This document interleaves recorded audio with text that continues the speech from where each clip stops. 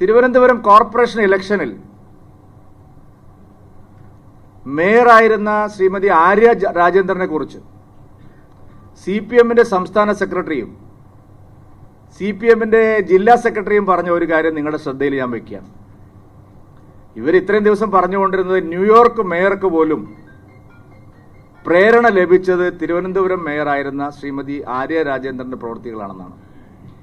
അതായത് ന്യൂയോർക്ക് മേയർക്ക് ജനങ്ങൾക്കിടയിൽ പ്രവർത്തിച്ച് സ്വീകാര്യത നേടാൻ ഊർജം ലഭിച്ചത് ഈ തിരുവനന്തപുരത്തെ മേയറിൽ നിന്നാണ്. ഈ മാതിരി മണ്ടത്തരങ്ങൾ വിളമ്പുന്ന അവിവേകപൂർണമായിട്ടുള്ള പ്രചാരണം നടത്തുന്ന ആളുകളോട് ചോദിച്ചു എന്തുകൊണ്ടാണ് അവരെ വീണ്ടും ഈ തെരഞ്ഞെടുപ്പിൽ മത്സരിപ്പിക്കാത്തത്.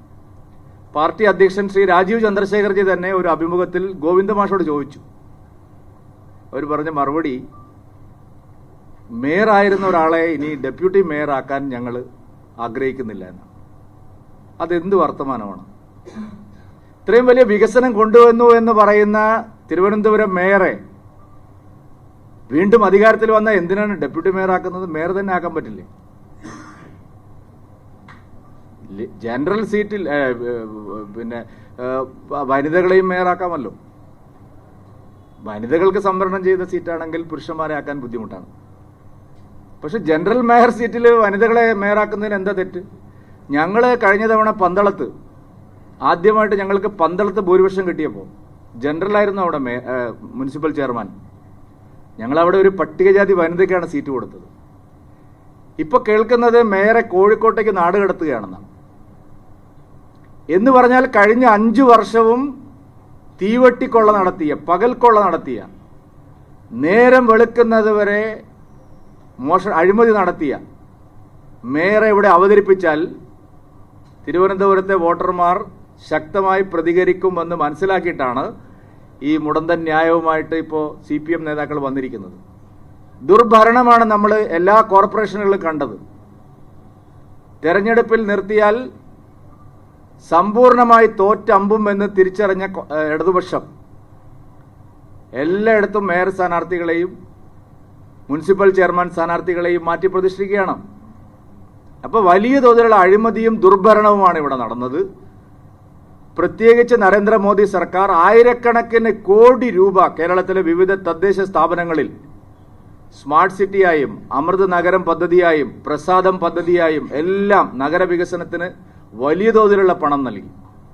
അതുപോലെ എല്ലാ തദ്ദേശ സ്ഥാപനങ്ങളിലും സഡക് യോജനകൾ, പ്രധാനമന്ത്രിയുടെ മറ്റ് ക്ഷേമ പദ്ധതികൾ, ജൽജീവൻ മിഷൻ, അങ്ങനെ കേന്ദ്ര സർക്കാർ പണം മുടക്കി ആയിരക്കണക്കിന് കോടി രൂപയുടെ വികസന പദ്ധതികൾ കഴിഞ്ഞ 10 വർഷം കേരളത്തിന് നൽകി.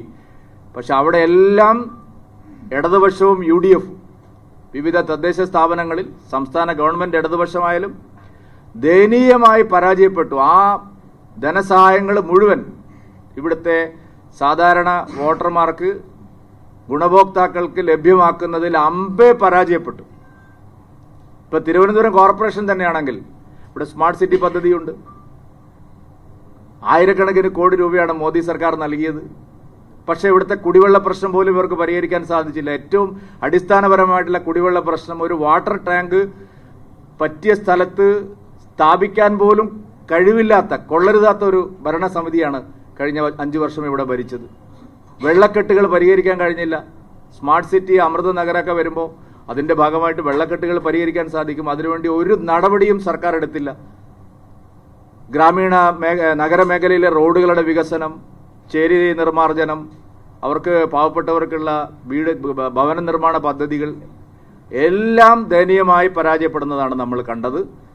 അതുകൊണ്ടാണ് ഞങ്ങളൊരു വികസന മാതൃക കേരളത്തിലെ നഗരസഭകളിൽ, മുനിസിപ്പാലിറ്റികളിൽ, പഞ്ചായത്തുകളിലെല്ലാം വോട്ടർമാർക്ക് ശരിയായ നിലയിൽ അനുഭവിച്ചറിയാൻ കഴിയുന്ന ഒരു വികസന മാതൃകയാണ് ഞങ്ങൾ മുമ്പോട്ട് വയ്ക്കുന്നത്. ആ മാതൃകയ്ക്കുള്ള ഒരു ജനവിധിയായിരിക്കും ഇത്തവണത്തെ തദ്ദേശ തെരഞ്ഞെടുപ്പിന്റെ ഫലം. തദ്ദേശ തെരഞ്ഞെടുപ്പിന്റെ പ്രചാരണം ആരംഭിച്ച ഘട്ടത്തിലാണ് ബീഹാർ തെരഞ്ഞെടുപ്പിലെ ഉജ്ജ്വലമായിട്ടുള്ള വിജയം NDAക്ക് വന്നിരിക്കുന്നത്. തീർച്ചയായിട്ടും അത് കേരളത്തെ സംബന്ധിച്ചിടത്തോളം വോട്ടർമാർക്ക് ചിന്തിക്കാനുള്ള നല്ലൊരു അവസരം ലഭിച്ചിരിക്കുകയാണ്.